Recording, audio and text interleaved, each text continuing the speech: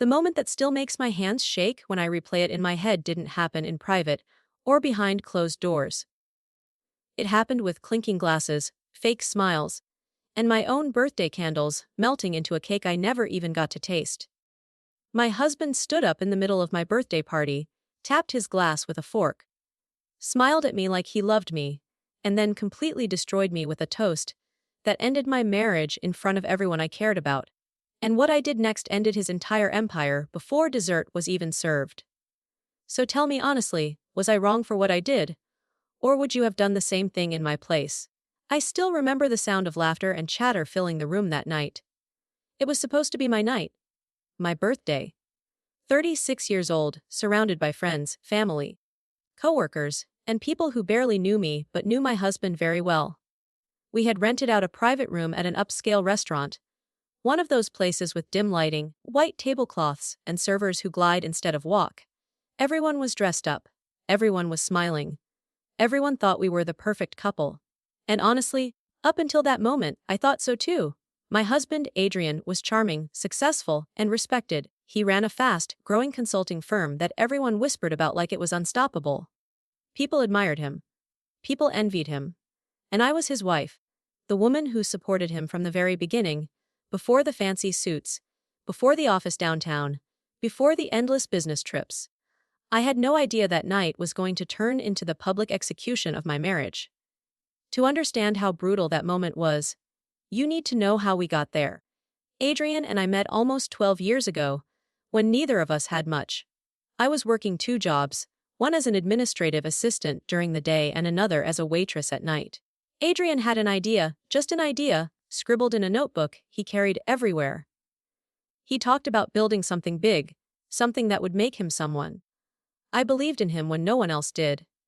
I helped him with proposals, edited his emails, even lent him money I didn't really have. When he finally launched his company, I became the unofficial backbone. I wasn't on the website, I wasn't on payroll at first, but I was there for everything. Late nights, early mornings, stress, anxiety, all of it. When we got married, people said I was lucky. I thought he was lucky too. As the years passed, his business grew, and slowly, subtly, he changed. The Adrian who once asked for my opinion on everything started telling me I wouldn't understand certain things. The man who used to thank me for my support began acting like my contributions were expected, invisible. His circle changed too. New friends, new colleagues, people who only knew the successful version of him. I felt myself fading into the background of his life, but whenever I tried to bring it up, he brushed it off. He'd say I was overthinking, that I was insecure, that I should just enjoy the lifestyle we had now. And I tried. I really did. I told myself this was normal. That success changes people, that marriage has phases. Then came the signs I didn't want to see. The late nights that didn't add up. The guarded phone. The sudden interest in his appearance. The way he started correcting me in public, small jabs disguised as jokes. I'd laugh along, even when it hurt, because I didn't want to seem dramatic. I didn't want to be that wife. Deep down, though, something felt off. I started noticing how he spoke about me to others, like I was a supporting character in his story instead of his partner. Still, I never imagined he would do what he did on my birthday, of all days. The party was his idea, actually. He insisted on going big. He invited people I barely knew, clients, investors, employees. He wanted to celebrate me, he said. I remember feeling a strange mix of gratitude and unease. Something about it felt performative, like he was putting on a show. When the servers brought out the cake, everyone started singing. I smiled, blew out the candles, and tried to ignore the knot in my stomach. That's when Adrian stood up and tapped his glass. The room went quiet. Everyone turned to him, expecting something sweet, something romantic. He started by talking about how birthdays are a time for reflection, how they mark the end of one chapter and the beginning of another. I remember thinking it was a bit dramatic, but I smiled anyway. Then his tone shifted. He began talking about growth, about outgrowing people, about how sometimes you have to let go of the past to move forward. My heart started racing. I looked at him, trying to catch his eye, silently asking him to stop. He didn't. He smiled wider and said, "Tonight, I want to thank my wife for being a part of my journey, but some journeys come to an end." There was an awkward laugh in the room, like people thought it was a joke. It wasn't. He went on, calmly, confidently, announcing that we were separating. Right there. In front of everyone. He talked about how we'd grown apart, how he needed someone who fit better with his future, how this was best for both of us. He framed it like a motivational speech, like a business decision. I felt like the floor had disappeared beneath me. I couldn't breathe. I could hear whispers, gasps, the clink of silverware as people shifted uncomfortably in their seats. My own birthday party had turned into a spectacle, and I was the punchline. He ended the toast by raising his glass and saying, "To new beginnings." People didn't know whether to clap or cry. Some did both. I sat there, frozen, humiliated, my face burning. That was the moment he thought he had ended me. Publicly. Cleanly. Efficiently. What he didn't know was that in trying to make me small, he had handed me the final push I needed to stop protecting him. Because here's the thing he forgot. I wasn't just his wife. I was deeply involved in his business in ways no one else knew. Over the years, I had handled sensitive documents, seen contracts, managed communications when he was too busy. I knew how the company really ran. I knew about the shortcuts, the gray areas, the things that would look very ugly if exposed to the wrong people. And I had kept those secrets because I loved him. Because I believed in us. Sitting there, listening to him toast to my humiliation, something inside me snapped. I excused myself from the table under the guise of needing air. In reality, I needed a moment to breathe and think. In the bathroom, I stared at myself in the mirror, mascara smudged, hands trembling. I asked myself one question over and over. Was I really going to let him get away with this? Was I going to quietly disappear while he moved on with his shiny new life, rewriting history to make me irrelevant? The answer came faster than I expected. No. Absolutely not. I went back to the table, sat down, and smiled. Not because I was okay, but because I had made a decision. The rest of the party passed in a blur. People avoided my eyes. Adrian acted relieved, almost smug. I didn't confront him there.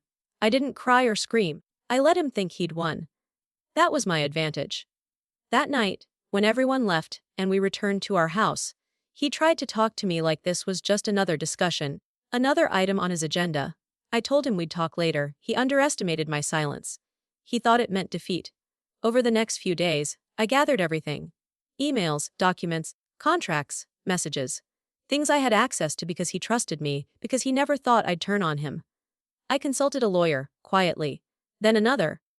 I learned exactly what I could do, what I should do, and what would hurt him the most without destroying myself in the process.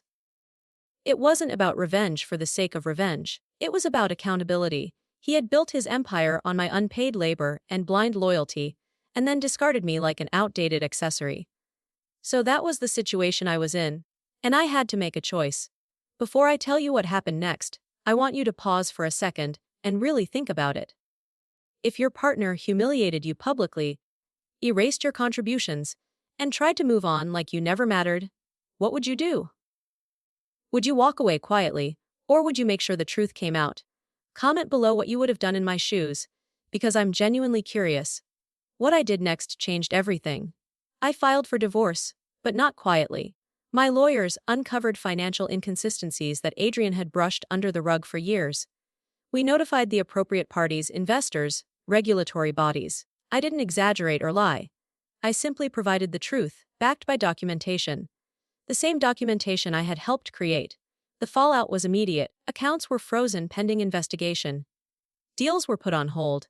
Investors started asking questions Adrian couldn't answer with a smile and a motivational quote.